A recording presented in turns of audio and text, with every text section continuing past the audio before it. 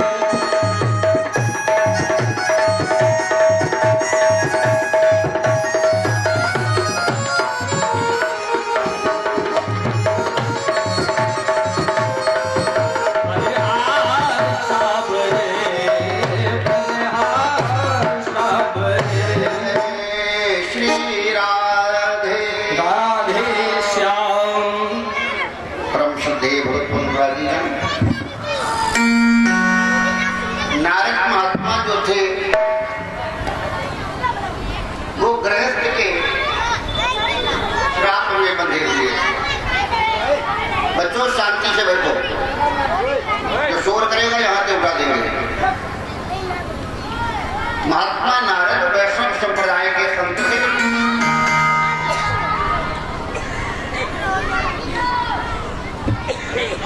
पर्वत पर जाकर के पहुंचे हिमालय की चोटी पर, तो उन्होंने हिमालय के ऊपर हरे हरे वन देखे।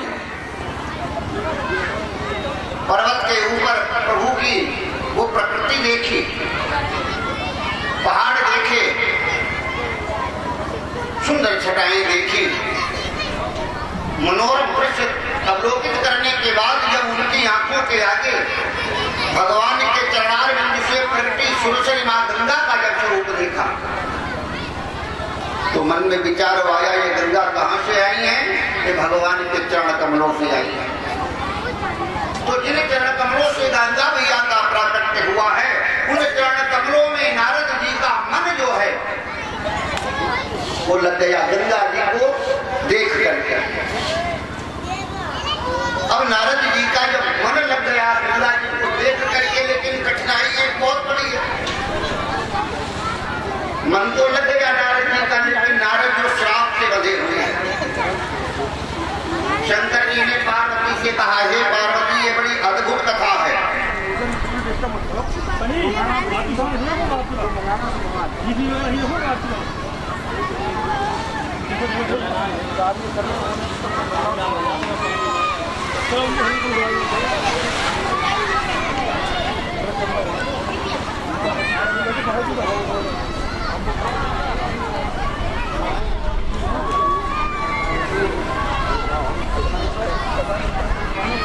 चला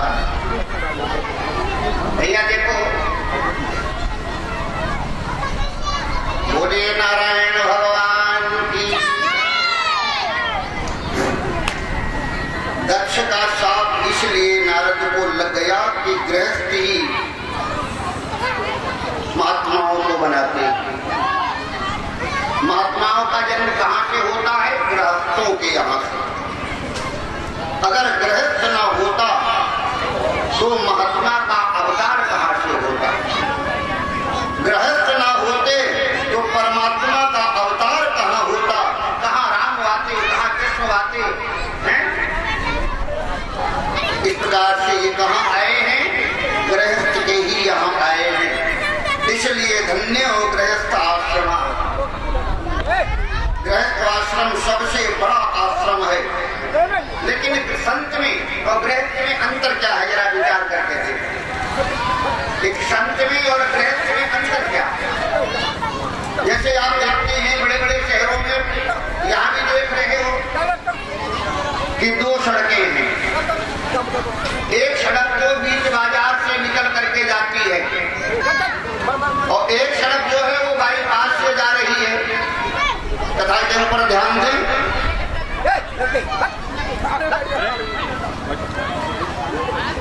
अंतर चल रहा है। एक सड़क जो है बाईपास होकर के जा रही है, एक सड़क शहर के अंदर से होकर के जा रही है। प्रसंग चल रहा है गृहस्थ में और महात्मा में अंतर क्या होता है। तो ये बाईपास वाली जो सड़क है ये महात्माओं की सड़क है। लेकिन जो शहर के अंदर से कठिनाइयों के द्वारा अनेक अनेक प्रकार की मुसीबतों को, झंझटों को उठाते, रुकते, चलते, आगे बढ़ते उस मंजिल को पार करते हैं। लेकिन आगे जाकर के वो दोनों सड़कें एक में मिल जाती हैं। बस यही अंतर है कि बाईपास भीड़ भाड़ से अलग है, वो संतों की सीढ़ी है, और आगे चल करके दोनों एक में मिल जाती हैं। तो मन में आया कि बैठ करके कुछ देर भगवान का यहाँ पर भजन करूं। बैठ गए नारद जी। देखिए, श्राप माने जो है वो कर्म का फल। इंसान जैसे कर्म के फल करता है, कर्म का फल माने भाग्य, प्रारब्ध, और प्रारब्ध इंसान को जन्म लेकर के भोगना ही पड़ता है, इसमें कोई दो राय नहीं। लेकिन प्रारब्ध से ऊपर है ये चीज, वो क्या है? वो है परमात्मा। प्रारब्ध का भोग भोगने के लिए तो नारद जी बैठे भजन का सहारा लेकर, लेकिन मन में किसका स्मरण कर लिया? वह समीप सुरसरी सुहावने, गंगा को प्राकट करने वाले चरण कमलों में भगवान के अपने मन लगा दिया। तो जब मन लगा दिया नारद जी ने, तो परिणाम क्या हुआ कि सुमिरत हरि शाप गति बांधी,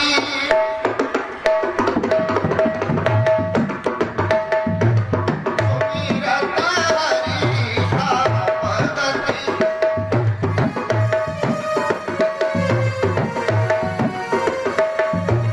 सुमिरत हरि शाप गति बांधी, सुमिरत हरि ताप गति बांधी, सहज विमल लागी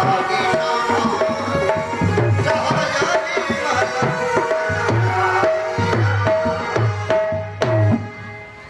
नारद जी को समाधि लग गई, लेकिन समाधि लगी किसकी कृपा से? भगवान की कृपा से। देवराज इंद्र घबरा गए, कामदेव को भेजा, इनकी समाधि को भंग कर दो जा करके। कामदेव वहां पर आया। देखिए बड़ी अद्भुत बात है, राम के कारण समाधि भंग होती है।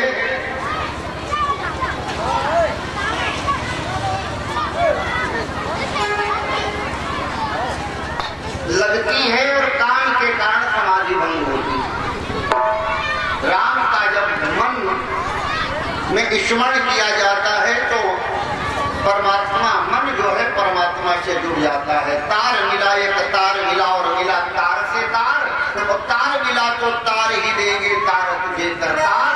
इसलिए कभी तेरा तार न छूटे और प्रभु का ध्यान न छूटे। तो मन का तार जब परमात्मा से जुड़ जाता है तो समाधि लग जाती है, और मन का तार जब संसार से जुड़ जाता है तो काम प्रवेश कर जाता है। तो काम उनकी समाधि को भंग करने के लिए इंद्र के कहने पर आया। कामदेव ने बड़ी चेष्टा की, बहुत प्रयत्न किए, लेकिन समाधि भंग नहीं हुई। क्यों नहीं हुई? कि जब परमात्मा जिसकी रक्षा करने वाला है, जाको राखे साइया, मार सके ना कोई और बाल न बाका कर सके, चाहे जब बैरी हो। शीत की चाट सके को दासू और बड़ा रखवार रमापति जासू। भगवान जिसकी मदद करने वाला है उसका संसार में कोई बाल बाका नहीं कर सकता है। आज नारद के अंदर जो समाधि है वो भगवान की कृपा है। उसमें बाधा डालने कामदेव आया। कामदेव जब पराजित हो गया तो नारद महात्मा के पैर पकड़ लिए, नारद की समाधि खुली। कामदेव कहता है, महात्मा तो हमने बहुत देखे, लेकिन आप जैसा हमने महात्मा नहीं देखा। आप जैसा योगी नहीं, आप जैसा तपस्वी नहीं। बस सबसे बड़ी कठिनाई यही है कि नारद जी बचे तो भगवान की कृपा से, भगवान के गुण के कारण, लेकिन उन्होंने महिमा किसकी जान ली? अपनी जान ली कि हम अब तो अपनी भजन के कृपा से बचे हैं, हमसे कामदेव प्रजा पराजित हो गए। देखो प्रशंसा अपनी सुनते हैं, बचते हैं भगवान की महिमा से, और तारीफ सुनते हैं अपनी, और जब अपनी तारीफ सुनते हैं कृपा भगवान की हो रही है, और तारीफ अपनी जब सुनता है मनुष्य तो उस स्थिति में उसको अभिमान आ जाता है। कामदेव ने कहा, आप पर काम का कोई प्रभाव नहीं पड़ा। नारद जी बोले, कामदेव हमें तुम्हारी करने पर गुस्सा भी नहीं आया। भयो न नारद मन कछु रोषा, तो मैंने काम जीत लिया, क्रोध भी जीत लिया, और जाकर के अपने राजा से भी कह देना कि हमें उनकी राज्य सत्ता का बिल्कुल लोभ नहीं है। तो नारद जी के मन में अभिमान क्या आया कि हमने काम को भी जीता, हमने क्रोध को भी जीता, और हमने लोभ को भी जीता, और हमारे जैसा अभी तक कोई ऐसा नहीं मिला जिसने तीनों को जीता। और जब ये विचारधारा आया तब भगवान को भूल गए, अपनी प्रशंसा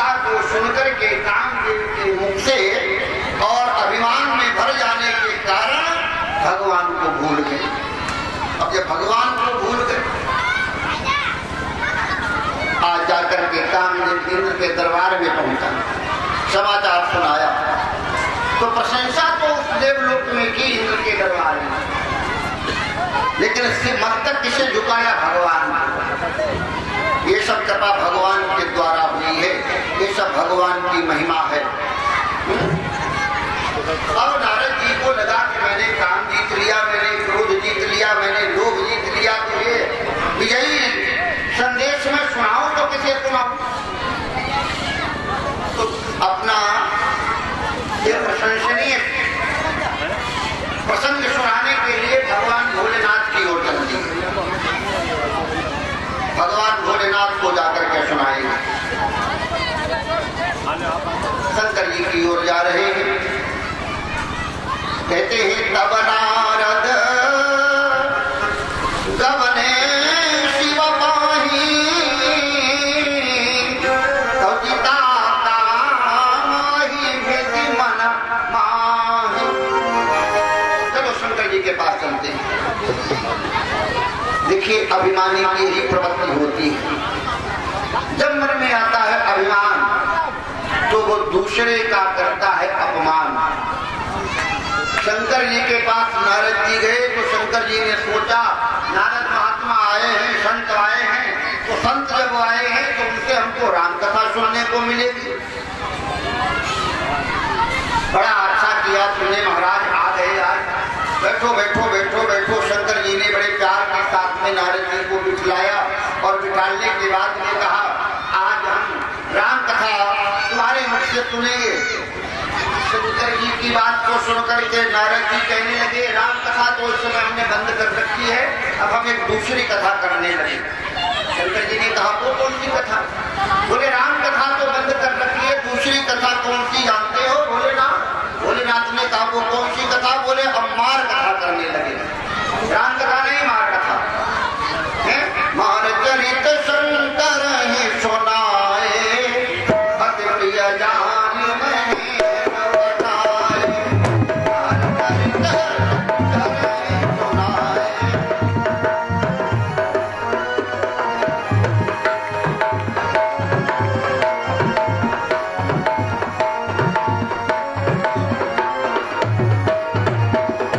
भगवान का अवस्थान कथा में अभिमान ने ले लिया।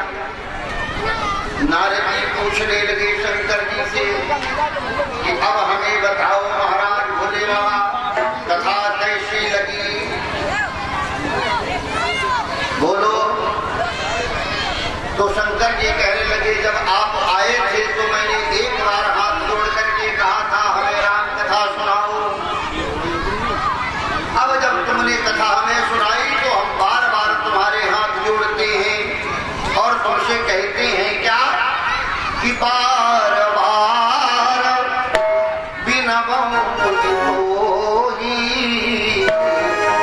बार वंदना कीजिए यहाँ कथा सुनाया। बार बार मुनि बिना बहु कोई,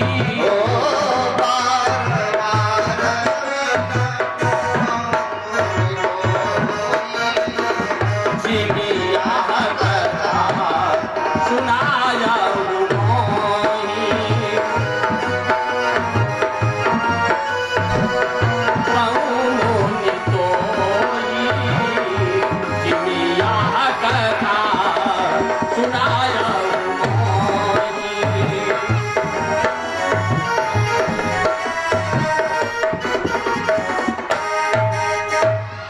शंकर जी कहने लगे मेरी तुमसे बार बार विनती है, बार बार हाथ जोड़ करके प्रार्थना है, ये कथा जैसे तुमने हमें सुनाई ऐसे वहां जाकर के मत सुनाना।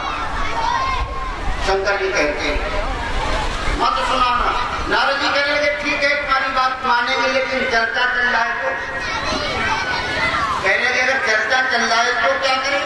तो शंकर जी कहने लगे चले वो प्रसंग पुराय तबहु।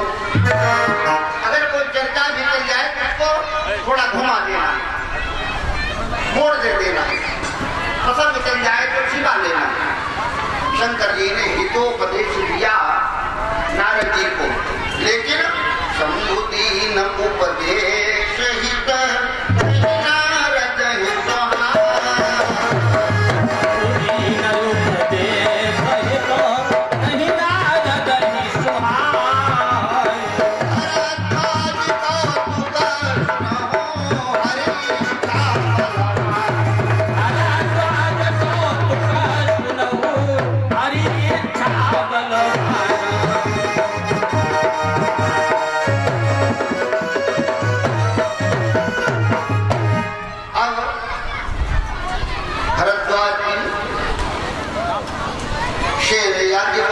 कहते हैं कि परमात्मा की जो इच्छा होती है वही होता है, उसमें पूजा पाठ जब तक साधना कुछ भी काम नहीं करती।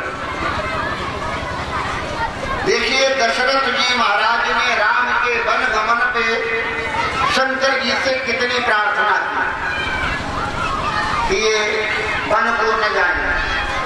ननिहाल में भरत जी थे, देखई रात भयानक सपना, जाग करई कटकोटि कल्पना। कहीं रुद्राभिषेक कराते हैं, कहीं ब्राह्मणों को भोजन कराते हैं, कहीं ब्राह्मणों को दान देते हैं, कहीं जाकर के कुछ करते हैं, लेकिन किस लिए कि मेरी अयोध्या में सब मंगल रहे।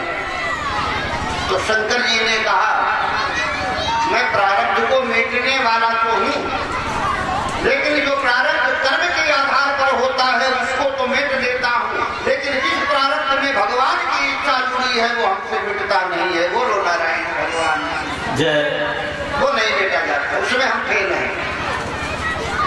तो याज्ञवल्क्य जी ने कहा इस नारद की प्रसंग कथा में हर इच्छा जुड़ी हुई है। भगवान की कृपा से ही समाधि लगी, भगवान की कृपा से ही शंकर जी के पास गए, और भगवान की कृपा से ही शंकर जी के उपदेश सुनकर के कहाँ जा रहे हैं भगवान नारायण के पास। लेकिन विचार करते हैं कोई निमंत्रण आ जाता तब ठीक था, बिना बुलाए जाना अच्छा नहीं होता।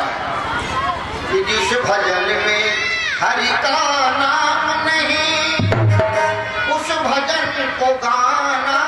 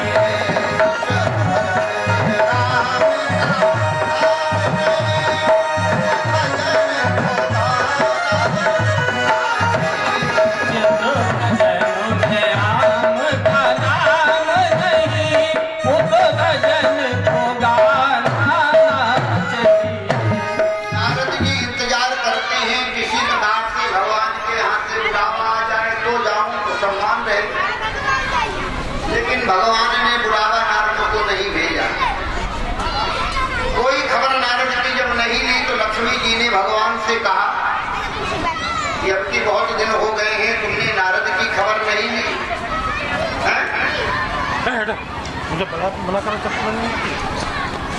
तो भगवान ने कहा लक्ष्मी नारद जी की खबर लेंगे, अच्छी तरह से लेंगे। कहा कैसे? अरे बच्चों बच्चों घटा जाए। नारद जी कहने लगे कि नारद को भगवान नारायण कहने लगे लक्ष्मी जी से कि नारद की खबर लेंगे, अच्छी तरह से लेंगे। तो लक्ष्मी जी बोले अच्छी तरह से लेने की क्या बात? नारायण बोले नारद जी को बीमारी लग गई, नारद जी को लग गई है बीमारी, तो उनकी खबर अच्छी तरह से लेंगे। इधर नारद जी सोचने लगे भगवान ने बुलावा देकर के सम्मान क्यों नहीं की? बुलावा देते, सम्मान से मुझे बुलाते तो मैं वहां जाता है। हो सकता है भगवान को पता ही न हो कि हमने काम जीता है, हमने क्रोध जीता है, हमने लोभ जीता है, इसलिए उन्हें अभी कोई सूचना ही न मिली हो।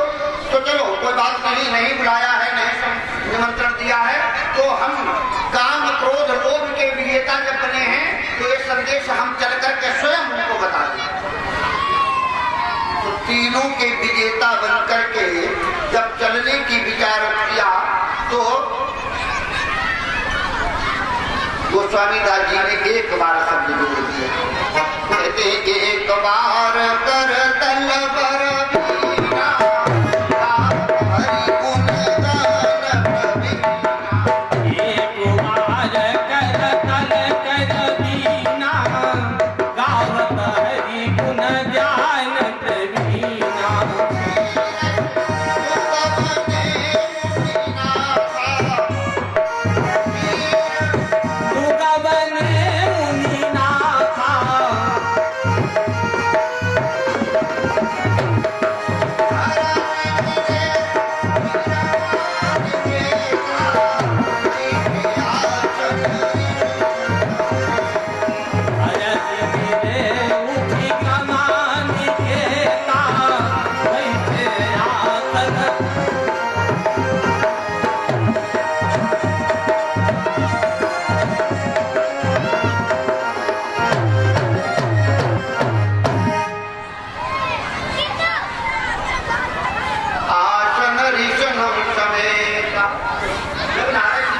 पहुंचे और जैसे ही पहुंचने के बाद में जमीन पर बैठने लगे, पहले की जैसी आसन लेने लगे, तो भगवान फौरन अपने सिंहासन से उठे, ये सैया से उठे और उठ करके तुरंत नारद के लिए हाथ पकड़ करके अरे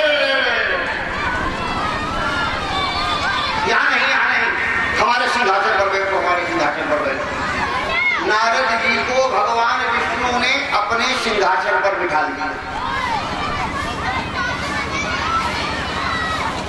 देखो या तो बैठ जाओ या इसको लेकर के आप जो आसपास नारद जी जो है क्या करते हैं, अब भगवान के सिंहासन पर बैठ गए। आज भगवान ने क्या किया, नारद को हाथ जोड़ करके प्रणाम भी नहीं करने दिया। अरे ये मत करना, प्रणाम तुम प्रणाम के योग्य नहीं, तुम तो हमारे हृदय से लग जाओ। हृदय से भगवान को हृदय से लगा लिया, भगवान के हृदय से लगा लिया, सिंहासन पर बिठा लिया है? तो यहाँ क्या है, प्रभु का एक व्यंग है। बोले बिहस चराचर राया और बहुते दिनन की मुनि दाया। बोलो बोलो महाराज अभी तक रहे कहाँ, कहाँ निकल गए?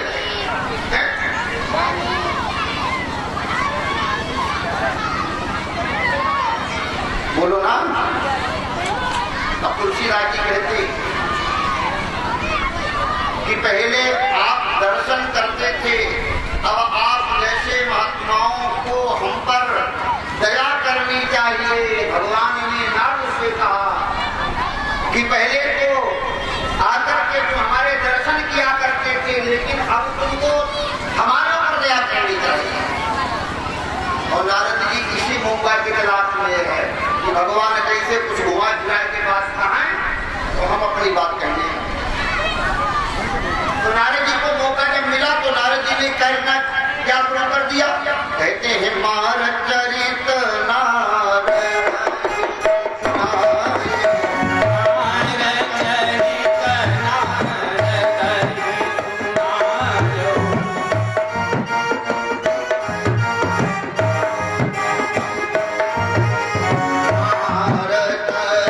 Thank you.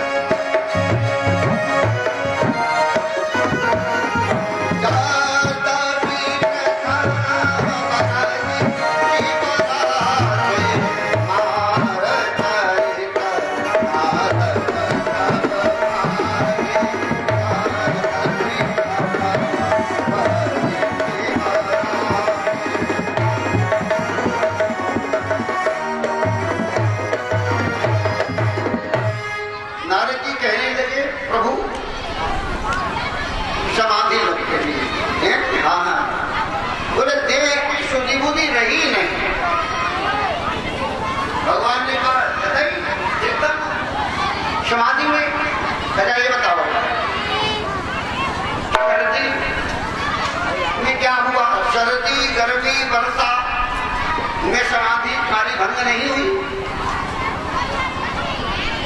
नारद जी बोले, अरे महाराज, सर्दी गर्मी वर्षा की बात करते हो?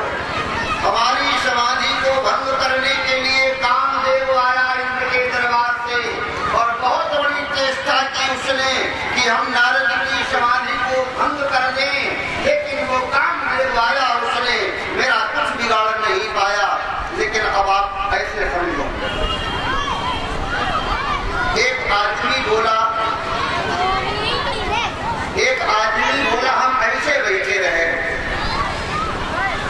बोले हम ऐसे बैठे रहे, गोलियां चलती रही, तीर चलते रहे, लाठियां चलती रही, बर्छी चलती रही और हम ऐसे बैठे रहे। तीर चलाए गए, हमारे पर कोई असर नहीं हुआ, लाठियां चली, हमारे पर कोई असर नहीं हुआ, गोलियां चली, हमारे ऊपर कोई असर नहीं हुआ। तो ये तो बड़े आश्चर्य की बात है। बोले हम ऐसे बैठे रहे, हमारा कुछ नहीं बिगड़ा। तो दूसरे ने पूछा, तुम ऐसे बैठे तो रहे, तुम्हारे पास कुछ था या नहीं? बोले कुछ नहीं, मैं बैठा रहा। हम बैठे थे, गोलियां चली, लाठियां चली, तीर चले, हम बैठे रहे, हमारा कुछ नहीं बिगड़ा।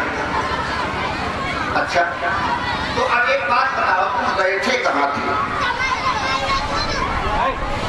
बोले हम बैठे थे एक किला के अंदर, चारों तरफ जिसके मजबूत मजबूत दीवारें और जिस किला के मजबूत किवाड़। अब सोचो जरा, विचार करो। आज नारद जी नारायण के सामने ही कहने लगे कि कामदेव आया और कामदेव ने हमारे ऊपर पूरी पूरी अपनी ताकत लगा दी, लेकिन हमारा कुछ बिगाड़ नहीं पाया। ऐसे ही वो मनुष्य जो बैठा हुआ है, वो किले के अंदर बैठा हुआ है और कहता है हमारे ऊपर गोलियां चली, हमारे ऊपर लाठियां चली, हमारे ऊपर तीर चले, लेकिन हमारा कुछ नहीं बिगड़ा। क्यों? किले के अंदर बैठा हुआ था। ऐसे ही नारद भी भगवान के नाम के किले के अंदर बैठे हुए थे, इसलिए कामदेव ने कुछ बिगाड़ नहीं पाया भगवान के भक्त। कामदेव के वाणों से बच गए। कृपा के किले के अंदर बैठे हुए थे नारद जी, और बाहर बैठे होते तो मालूम होता, भगवान की कृपा से दूर होते। क्यों? शंकर जी पार्वती से कहते हैं, अति प्रचंड रघुपति गए,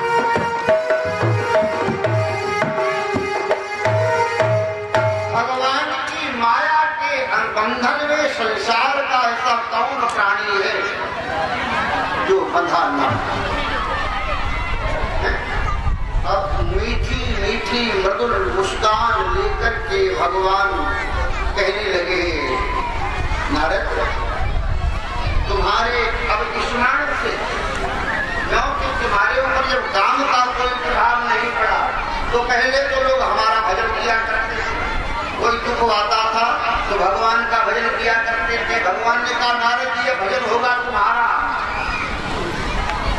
अब तुम्हारा भजन होगा, क्योंकि जब तुम्हारे भजन को लोग करेंगे तो ना उन्हें काम होगा, न क्रोध होगा, न लोभ होगा, न मद होगा, न मत्सर होगा, सब मिट जाएंगे तुम्हारे नाम के लेने पर। अब नारद जी कहने लगे, अच्छा हमारे नाम इतनी बड़ी महिमा? भगवान कहने लगे हाँ। तो नारद मन में सोचने लगे, या तो बहुत बड़ी बात रही कि भाई भगवान को नाम सब दुखन में वालो हो, अब हमारो नाम सब दुखन में वालो ही हो, अब तो हम भगवान हो गए, अब हम नारद आए गए, हम हो गए भगवान। तो ऐसा जब मन में उनके विचार आया तो अभिमान आ गया, पर ऊपर से कहते हैं अंदर अभिमान भरा हुआ है। ऊपर से क्या बोले, नारद कहे शहीद अभिमाना, ऊपर से अभिमान भरा हुआ है और अंदर से क्या बोले, कृपा तुम्हारी शक्ति।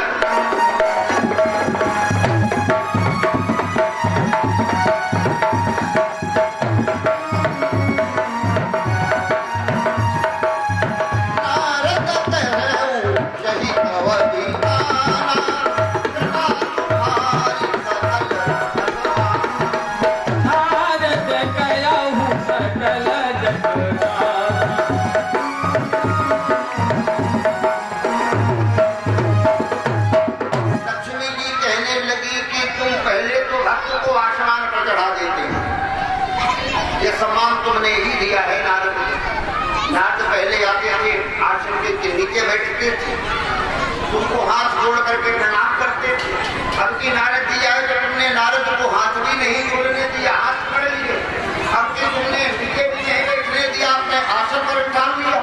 तो ये अभिमान तो नारद का तुम्ही ने बढ़ाया है। लक्ष्मी जी नारायण से बोली, आपने क्यों बढ़ा दिया? इतना सम्मान आपने उनको क्यों दिया कि चरणों में प्रणाम कर रहे थे, आपने आसन पर बिठा दिया? भगवान कहने लगे, लक्ष्मी जी कभी कभी बीमारी जो होती है वो बढ़ानी पड़ती है, कटौती को कभी कभी बीमारी को बढ़ाना पड़ता है। पार्वती जी कहने लगी, कैसे? शंकर जी कहने लगे, ऐसे समझो कि किसी के शरीर में थोड़ा फोड़ा हुआ है और वो जाए डॉक्टर साहब के पास और कहे, डॉक्टर साहब कल से हमारे शरीर में फोड़ा हो गया है, बहुत दर्द कर रहा है। तो डॉक्टर उस फोड़े को देखेंगे और दे करके गोली देंगे, दवाई देंगे और दवाई दे करके कहेंगे, भैया इतना करना, ये दवाई खा लेना तो फोड़ा बैठ जाएगा। मान लो दवा ले आए डॉक्टर साहब के यहाँ से और उन्हें ला करके अपने घर पर आ गए और डॉक्टर साहब ने तो कहा है दवाई खा लेना तो फोड़ा बैठ जाएगा, और हमने दवाई नहीं खाई तो फोड़ा कैसे बैठेगा? यही हाल हुआ नारद जी का। भगवान भोलेनाथ ने कहा था, पहले आएंगे तो एक बार और अभी बार बार मुनि तुम ही बार बार तुमसे निवेदन करते हैं कि यह कथा सुनाए मोही, ऐसे नारायण को मत सुनाना। तो आज फिर क्या होता है, वो फोड़ा बढ़ता गया तो पहुंचे दूसरे डॉक्टर साहब के पास। डॉक्टर साहब ने देखा, अरे बेटा ये फोड़ा तो बड़ा हो गया है, अब तो ऊपर बढ़ गया है ऊपर, अब ये दवाई से बैठने वाला नहीं, अब तो इसका ऑपरेशन करना होगा। अब दवाई से बैठने वाला नहीं, पहले बच्चे बहुत जोर मजा किधर बैठे हैं?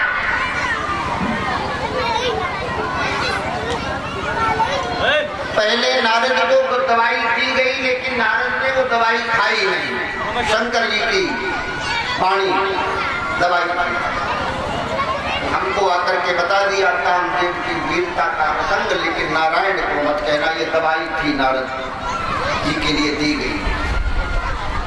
अब डॉक्टर कहने लगा, भैया थोड़ा बड़ा हो गया है, बीमारी बढ़ गई, अब तो ऑपरेशन करना पड़ेगा। तो जब परेशान है थोड़ा के मारे तो कहेगा कि भैया ऑपरेशन कर दो। तो डॉक्टर कहने लगे, देखो ऑपरेशन तो करूंगा, लेकिन अभी ऑपरेशन के लिए हुआ नहीं, तो लो ये दवाई और खाओ, उसके बाद ये अपने आधार पर आ जाए, आकार में आ जाए, तब ऑपरेशन करेंगे। तो इसी प्रकार से भगवान नारायण के पास जाकर के जब नारद जी पहुंचे, उन्होंने अपने काम की बात कही, तो भगवान कहने लगे, मेरा भक्त है और मैं इसके अभिमान को मिटाऊंगा, पूरा अंकुरे उजरा बतर भारी मिटाऊंगा।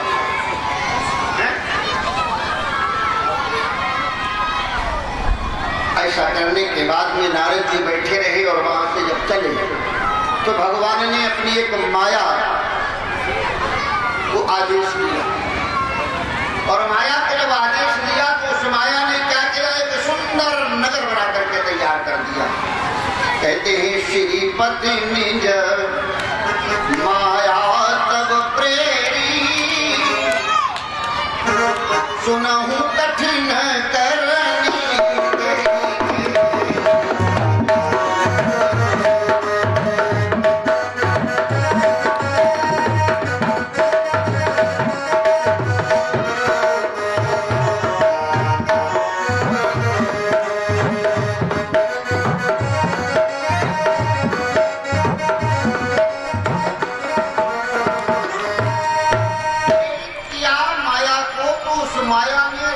एक ऐसी रचना रच दी कि जहां कुछ नहीं था वहां सब कुछ दिखाई दे रहा है।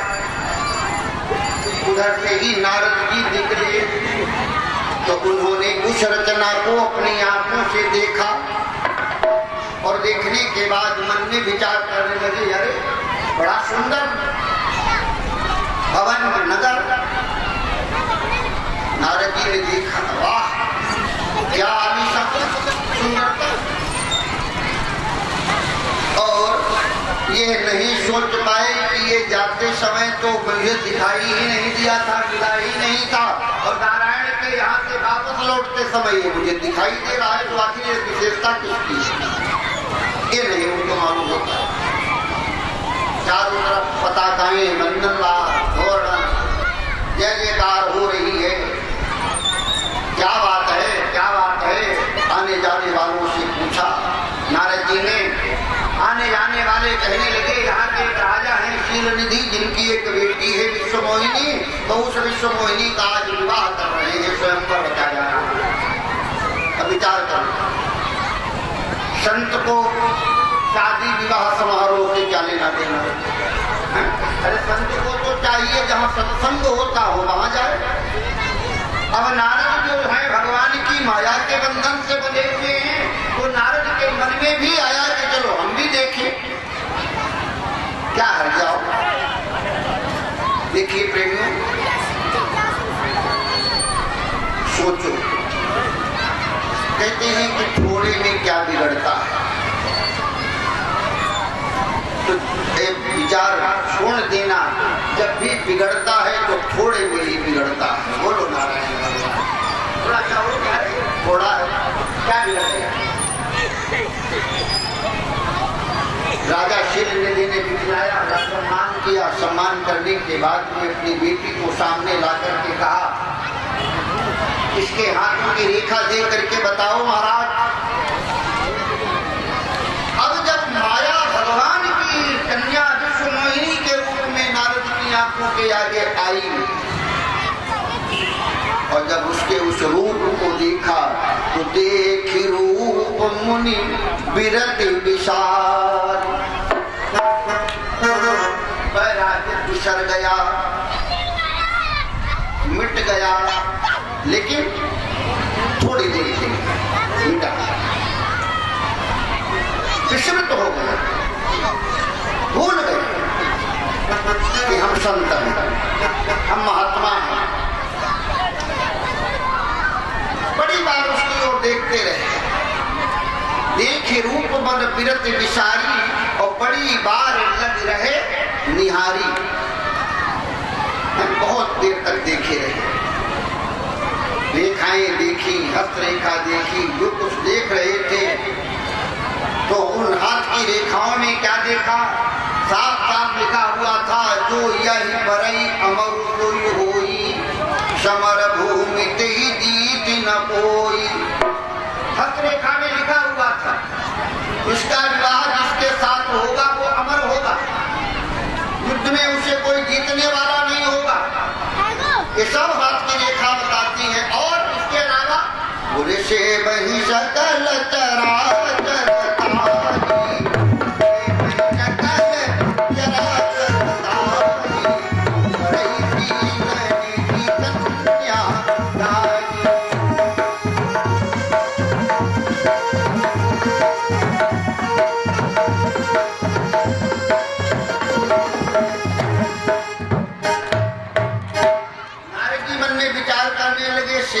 सकल चराचर ताही,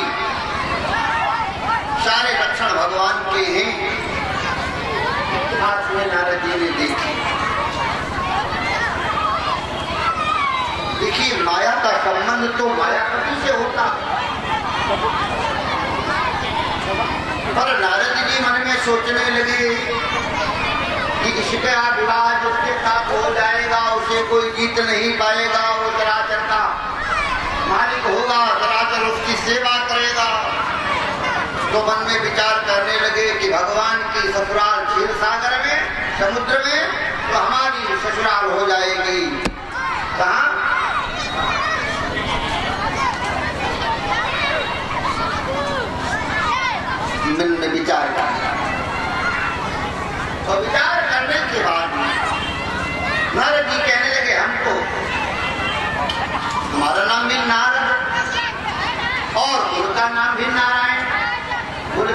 एक राशि के हैं, हम नारद हैं, वो नारायण हैं, दोनों एक राशि के हैं। तो ऐसा करें कि विवाह कर लें। भगवान तो हो ही गए, लेकिन कमी एक ही है कि शादी भी हो जाए। अब देखो वातावरण का प्रभाव किस प्रकार है। नारद जी तो वही हैं जो हिमगिरी गुहा देखो अति पावन वहां समीप सुरसरी सुहावनी, गंगा जी को पर्वतों को देख करके भगवान के भजन में समर्पित होने के लिए मन लग गया। आज स्वयंवर सभा में विश्व मोहिनी को देख करके विवाह करने में मन लग गया। तो किसी ने कहा भजन करो, भजन महात्मा जी भजन करो, ये विवाह का झंझट छोड़ो। नारद जी बोले भजन कैसे करें? बोले क्यों? बोले जब तप कछु न होई तेहि काला। जब से हमने देखा है उस कन्या विश्व मोहिनी को, तो उसके हाथ में माला घूमनी बंद हो गई। जब तप कछु न होई तेहि काला, ये विधि मिलही कवन विधि वाला।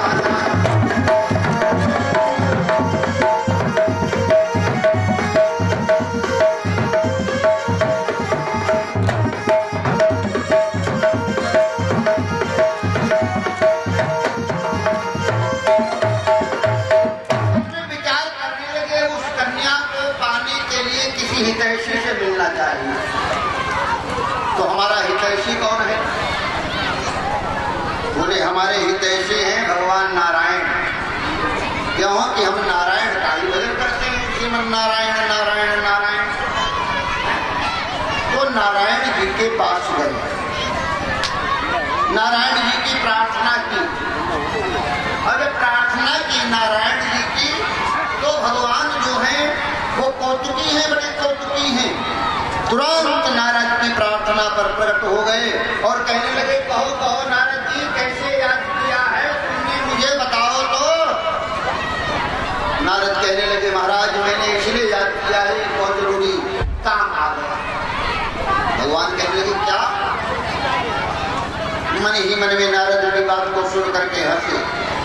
कल हमारे पास आए थे तो कहते थे कि मैंने काम जीता, क्रोध जीता, लोभ जीता। अब आकर के हमसे कहने लगे कि हमारे पास काम आ गया, जरूरी काम आ गया। देखिए ध्यान दें, ये तन कीमती है मगर है विनाशी, ये तन कीमती है मगर है विनाशी, कभी अगले क्षण के भरोसे न रहेगा। अगले क्षण के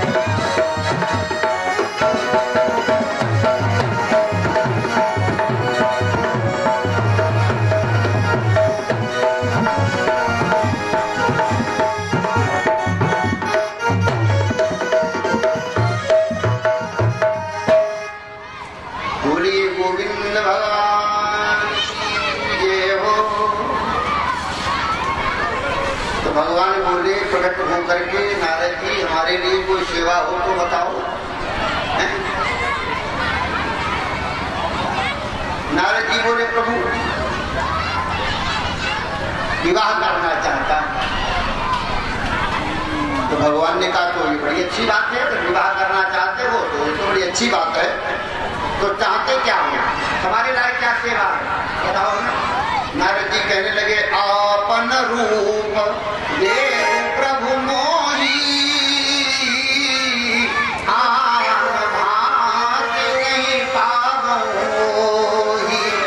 अपनी सुंदरता हमें दे दो।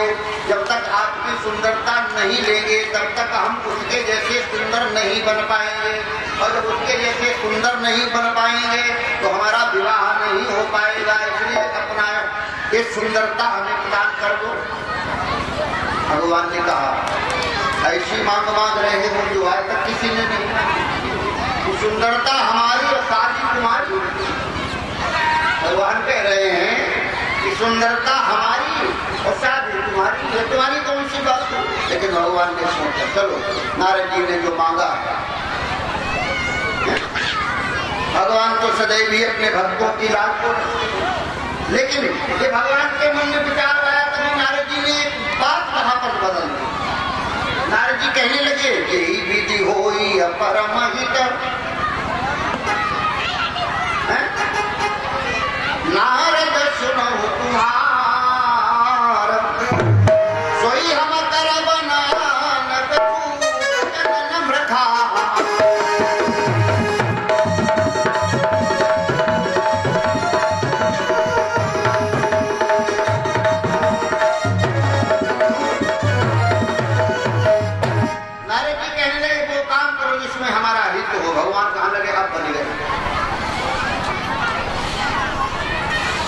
सुंदरता मांगते हैं, अब कहा लगे ऐसा काम करो जिसमें हमारा कल्याण हो जाए, हमारा हित हो जाए।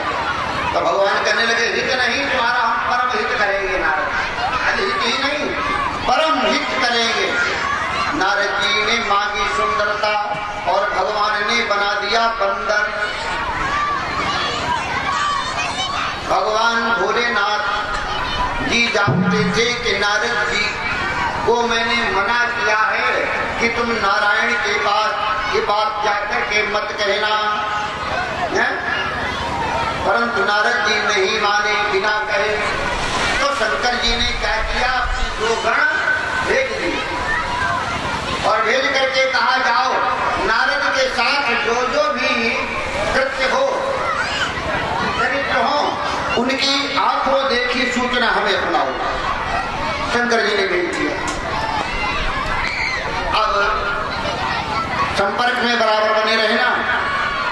अब गण आ गए ब्राह्मण वेश बना करके शंकर जी। इधर ये बंदर का भेष दे दिया। नारद जी वहां पर जाकर के पहुंचे।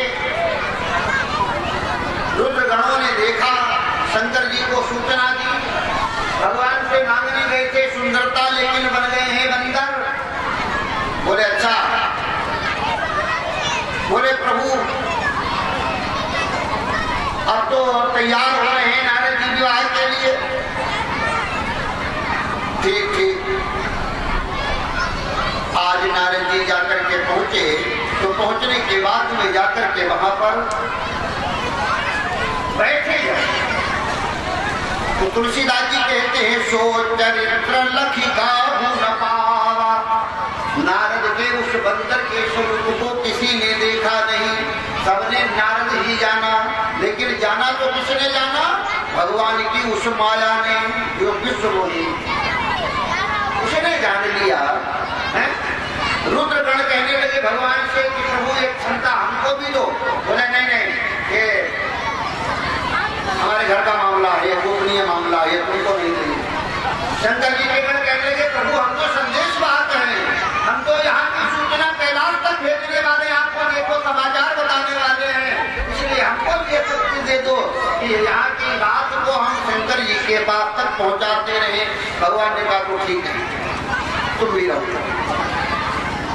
अब नारद जी स्वयंवर सभा में जाकर तो पहुंचे। रुद्रगणों ने क्या किया, नारद जी बीच वाले कुर्सी पर बैठे हैं, तो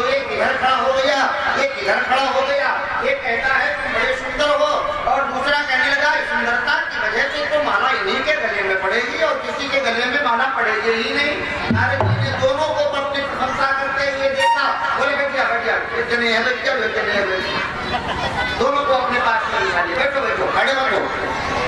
तो संसार करने वाले शिवगणों को नारद ने अपने दाएं दाएं बैठा लिया। अब वो बराबर बैठे हैं, प्रशंसा कर रहे हैं, प्रशंसा कितनी अच्छी नहीं लगती, सबको अच्छी लगती है। ये कहता है आपके जैसा कोई सुंदर नहीं है महाराज, अरे विवाह तो तुम्हारा पक्का। दूसरा कहता है क्या हमने सुंदरताएं बहुत देखी है, लेकिन वैसी सुंदरता हमने आज तक कभी नहीं देखी। उसी समय विश्व मोहिनी माला को लेकर के वहां आई और जैसे ही नारद को देखा एकदम क्रोध हुआ गया। और जब क्रोध हुआ गया तो किस बात पर आया? किन्मर कट बदन भयंकर देहि देखत क्रोध भागे मर कट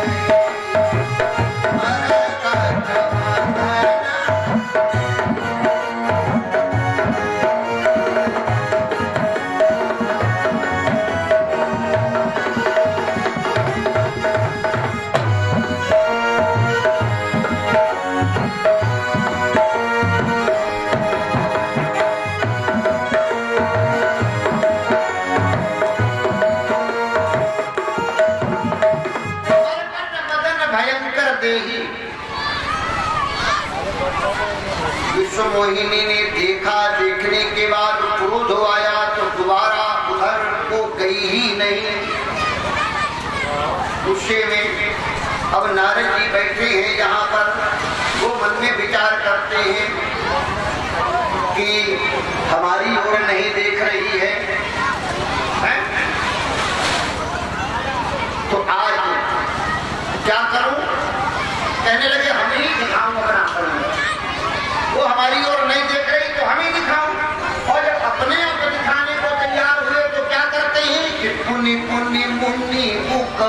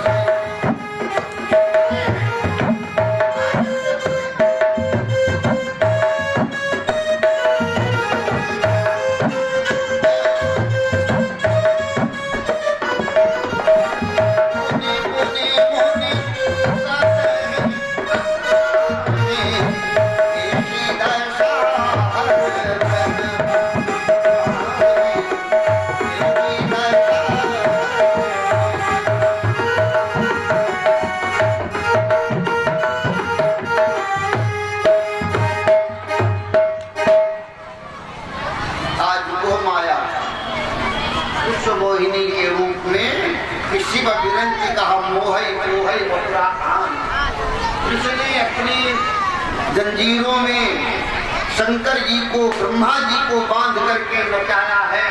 आज वही माया विश्व मोहिनी के रूप में उस शील निधि राजा के यहाँ माया नगरी में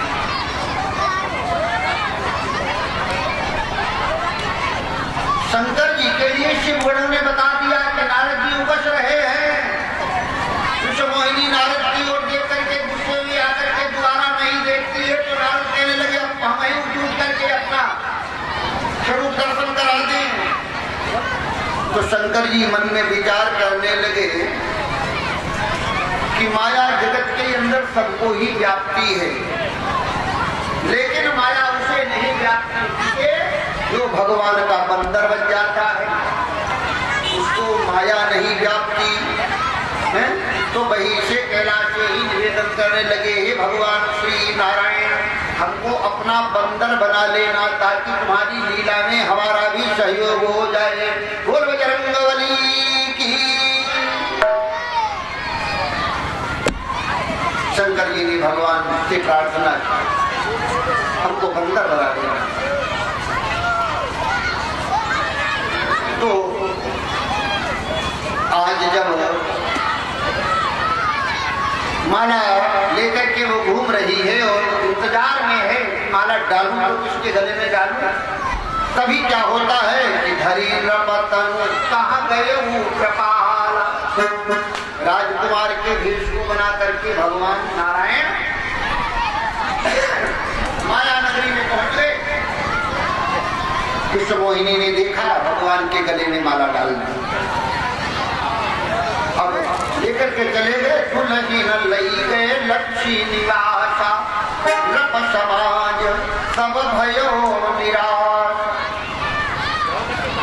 नारायण विश्व मोहिनी को लेकर के अब नारद जी तो हत्ता बस्ता।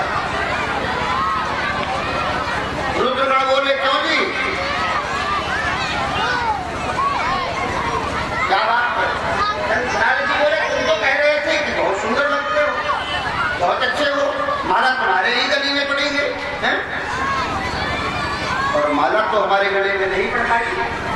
शंकर जी के गण कहने लगे तब हर गण बोले मुस्काई, निज मुख मुकुरु बिलो कहु जाई। अपना दर्पण में मुख देख लो।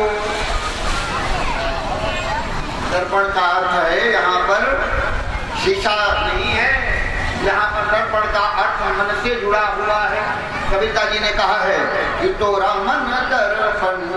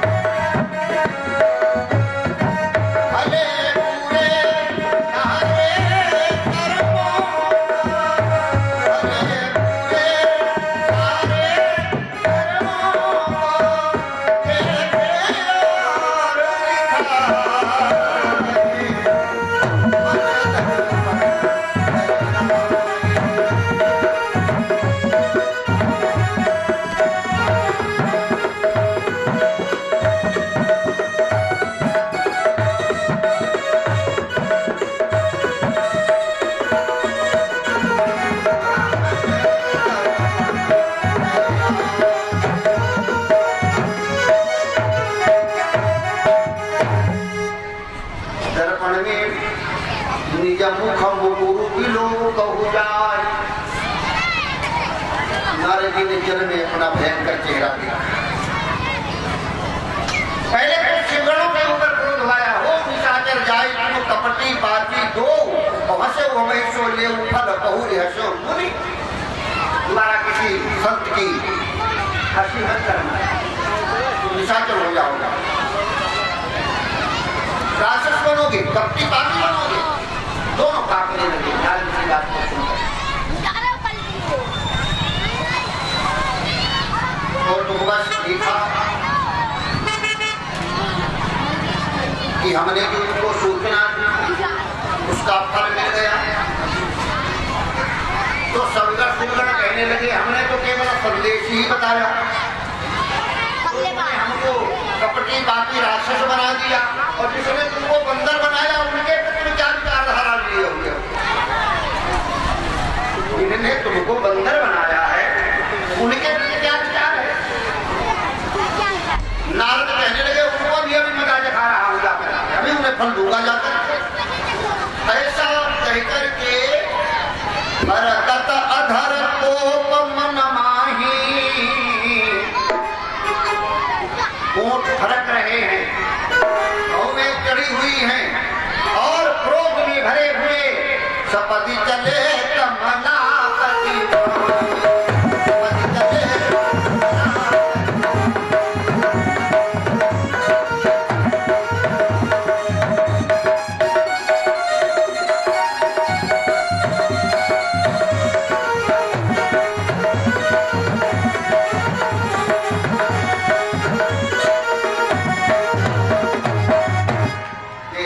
श्राप की मरी हम जाई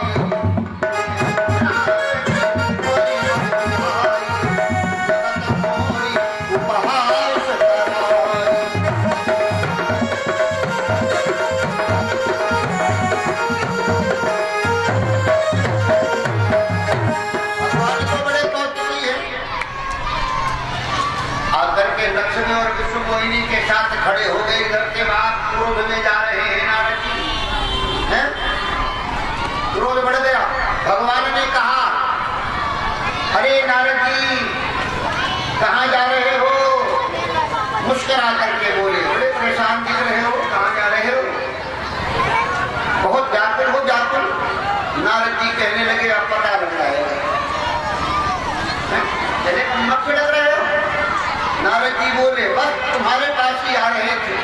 भगवान ने कहा, तो हमारे पास आ रहे थे तो हमारे लायक कोई सेवा बताओ। नारद जी बोले, तो बस आपकी सेवा तो हो, अब सेवा हम करेंगे। भगवान कहने लगे, तुम? हाँ, अब सेवा हमें करनी। और जब सेवा करने के लिए तैयार होते हैं तो भगवान को नारद जी गालियां देने लगे, गालियां देने लगे। तो भगवान मुस्कुराए और बोले, विवाह हम गाली नहीं पाए तो चलो गाली और 10 महीने पूरी हुई गई। बोलो नारायण भगवान। बोले गालियां तो विवाह में मिलती है। अरे विश्वमोहिनी के साथ में मेरा विवाह हुआ, वहां गालियां नहीं मिल पाई। तो नारद जी तुमने वो रस्म पूरी कर दी गालियों की, देने लगे। भगवान के आगे कहने लगे, कपटी, कुटिल, स्वार्थी, असुर सुरा विशेषंकर ही आप रमा मन चार, स्वार्थ साधक कुटिल तुम सदा कपट व्यवहार। भगवान ने कहा, लोक रीति ही ऐसी है। बोले क्या? बोले तुम लोग गालियां दे रहे हो, हमसे कपटी कुटिल ये कह रहे हो ना, क्या ये सब प्रेम की गाली है? प्रेम की गालियां, और प्रेम की गालियां तो दी जाती हैं नारद, तुम गालियां गिरते जाओ, हम बुरा नहीं मान रहे हैं। किसी ने कहा नहीं, किसी ने चलो चलो तुम्ही ने यहाँ दे दी, हमको मिल गए। जब ये नारद जी ने बड़े व्यंग के साथ मुस्कुराते हुए नारद से कहा तो भगवान की वाणी का प्रभाव नारद को और क्रोधित कर देता है और गुस्सा में आ। और जब गुस्सा में नारद जी आए तो कहने लगे, परम स्वतंत्र न सिर पर कोई,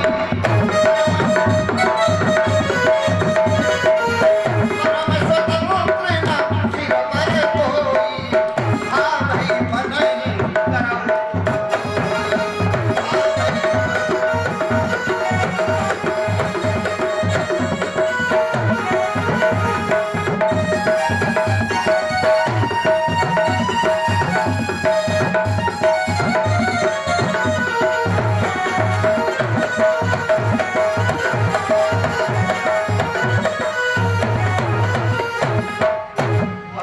स्वतंत्र न सिर पर कोई, तुम्हारे सिर पर तो कोई है नहीं, इसलिए मनमानी करते हो। तो भगवान कहने लगे, अच्छा तुम ही बता दो कि हम अपने सिर पर बिठा लें तो कैसे बिठा लें? भगवान ने नारद से कहा कि तुम कहते हो तुम्हारे सिर पर कोई नहीं है, तो हम अपने सिर पर बिठा लें तो किसे बिठा लें? नारद जी कहने लगे, अभी बताता हूँ। तो किसको बिठा लिया? नारद जी बोले, मैं अपने साथ को तुम्हारे सिर पर बिठा रहा हूँ। पंचौ मोहि जवन धरि देहा,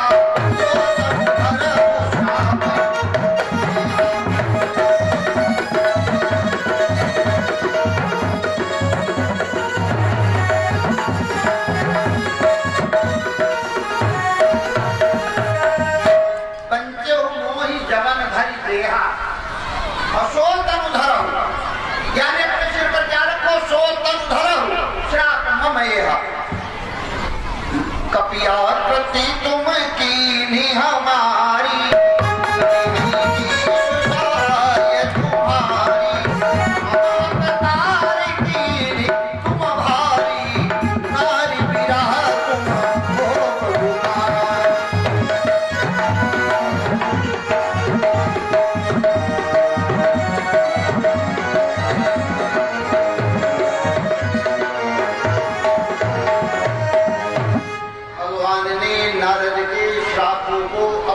सिर पर रख लिया, अपने सिर पर। यहाँ देखो, कहते हैं कि जो भगवान के शरणागत के हित भगवान को श्राप दे रहा है, तो भगवान ऐसे शरणागत में आने वाले का श्राप भी स्वीकार कर रहे हैं। तो कितने पे आप ऐसा करो करुणा कर, संसार के अंदर और दूसरा कौन होगा? भगवान को श्राप दे, भगवान उसको भी अपना आश्रय प्रदान कर दे। तो नारायण ने क्या किया? जब अपनी माया का प्रभाव समाप्त किया, जब अपनी माया का प्रभाव समाप्त किया तो नारद जी भी माया से के बंधन से मुक्त हो गए। और ये सब लीला हुई माया के बंधन में बंध के बंधने के बाद अब जब माया के बंधन में जब खुल गए नारद जी, सभी गिर पड़े, भगवान के पैर पकड़ लिए, बोले तब जब हरि माया चूरी निवारी और नहीं कहा नमा न राजकुमारी, लक्ष्मी है लक्ष्मी है, तब भगवान के पैरों में गिर पड़े। और गिरने के बाद गिरने लगे, प्रार्थना करने लगे, मुनि अति शबीत, तब मुनि अति शबीत हरि चरना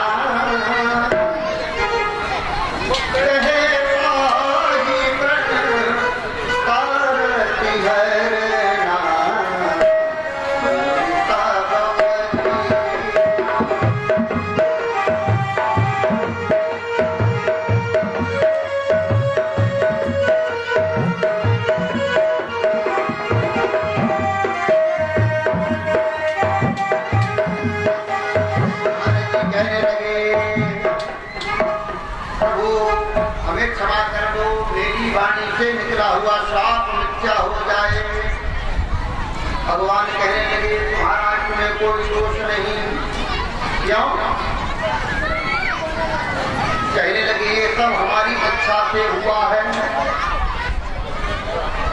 हिमालय पर गए हमारी इच्छा से,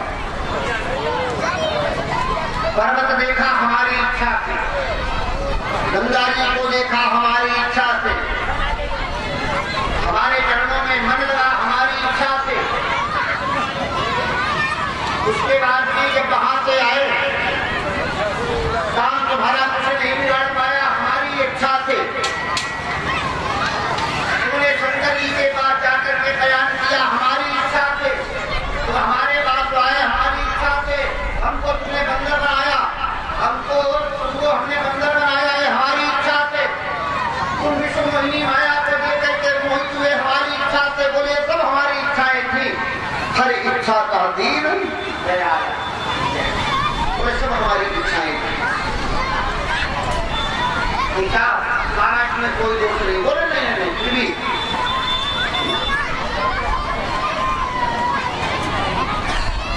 हमने आपको प्राप्त किया है, प्रभु प्रभाव चढ़ा जाए उसका।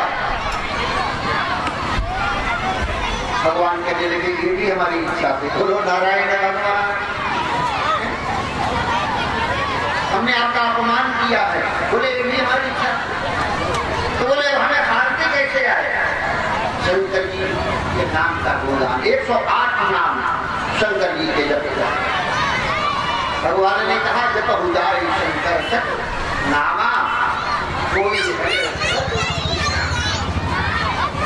आज इस प्रकार शिव गणों ने जो किया नारद जी के द्वारा,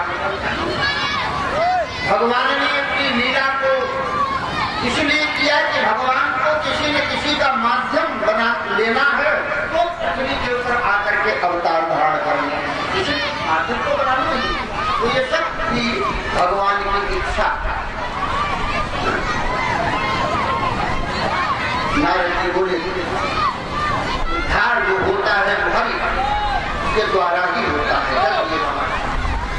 अब या केवल अपनी भरद्वाज जिससे कहते हैं भगवान का अवतार किस लिए है। देखिए मनु और शत्रुघ्न इन्होंने अपने पूरे जीवन में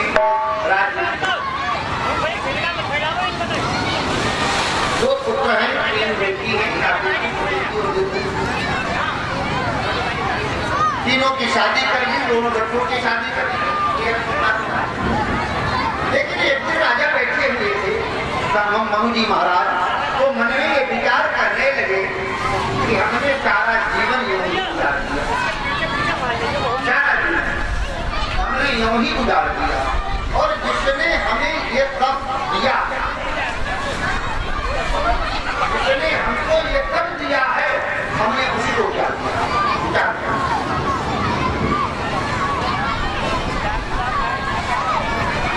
कि जिसने हमको ये सब दिया है, राजपाट, सुख, साधन, सुखद परिवार, तो हमने उसको क्या दिया? एक विचार मन जी महाराज के मन में आया तो अपने पुत्र को जबरदस्ती राज्य दे दिया, और जबरदस्ती राज्य दे करके अपनी पत्नी शत्रुघ्न को लेकर के नैमिषारण्य पावन भूमि पर गोमती गंगा मैया के किनारे चली जा रही है उमर धीरे धीरे,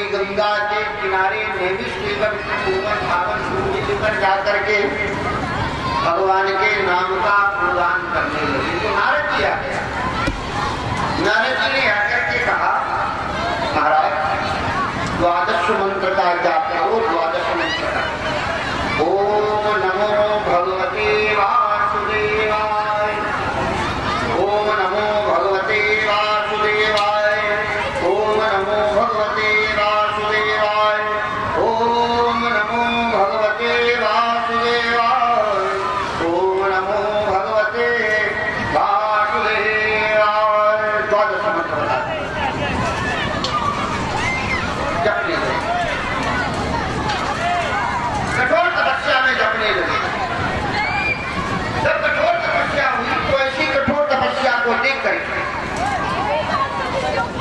कई बार ब्रह्मा आए, बोलो बोलो क्या चाहते हो। कई बार शंकर जी आए, बताओ भाई क्या चाहते हो। विधि हरिहर तप देखी अपारा, और मनु समीप आए बहुत बारा।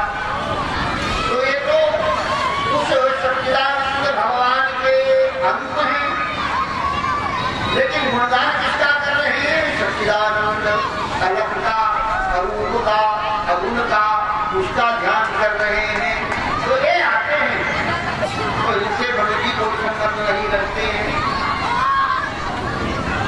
कठोर तपस्या हो गई। कठोर तपस्या के बाद में अपने भक्त की ऐसी अखंड तपस्या को देख करके वो अरूप परमात्मा जा करके नैमिष भूमि पर पहुंचा, और पहुंचने के बाद में केवल शब्द संबोधन कर शब्द दे रहा है। माँ माँ बहु है नव पानी। बोलो बोलो क्या चाहते हो, बताओ क्या चाहते हो। तो मनु जी महाराज कहने लगे आप हैं कौन। कहते हो कि बताओ क्या चाहते हो। अरे केवल सब सुनाई दे रहे हैं, स्वरूप तो दिखाई तो दिखाई दे ही नहीं रहा। तो भगवान कहने लगे रूप हमारा है ही नहीं, हम अरूप हैं। क्या हम अगुण हैं, अखंड हैं, निर्गुण हैं, सच्चिदानंद हैं, निराकार हैं, हमारा कोई रूप नहीं है। बोले फिर, बोले रूप तो भक्त को बनाना पड़ता है, रूप तो भक्त को बनाना पड़ता है। और जब भक्त रूप बना लेता है तो मैं उसी रूप में प्रकट हो जाता हूँ जिस प्रकार से भक्त ने रूप बनाया। बोलो नारायण भगवान। आज भक्त महाराज ने रूप बनाया कि मैं एक बेटे की तरह तुम्हारा एक चाहो तुम्हें समान प्रभूषण कवल दुलाओ, तुम्हारे समान चाहो तुम्हें। भगवान बोले हमें तुम्हारे समान। बोले हम और हमारे समान तो कोई दूसरा है हमी है, और हमारे समान भी हमी है। तो इसलिए हम तुम्हारे बेटा आकर के बने, तुम्हारी तपस्या पूर्ण हुई, तुमको हम वरदान देते हैं। पहुंच गए शत्रुपा जी के पास। शत्रुपा जी ने कहा जो मेरे पति को बड़ा अच्छा लगा, बोली हमें पसंद है, लेकिन अंतर इतना। दशरथ मनु जी महाराज कहने लगे कि जब आप मेरे बेटा बने आकर के तो मेरा मन, मेरा प्यार आपके प्रति ऐसा हो जैसे पिता और पुत्र के प्रति होता है। लेकिन कौशल्या जी ने कहा नहीं, हमारा मन जो है वो जैसे एक भक्त का भगवान के प्रति होता है, उस प्रकार से हमारा मन आपके पैरों में रहे।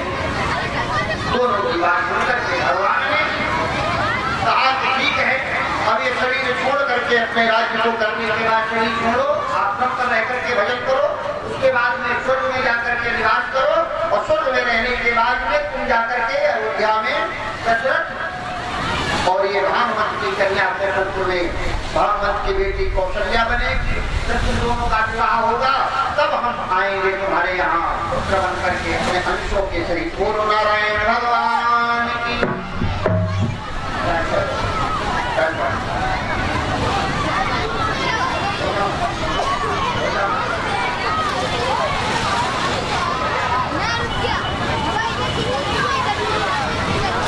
भगवती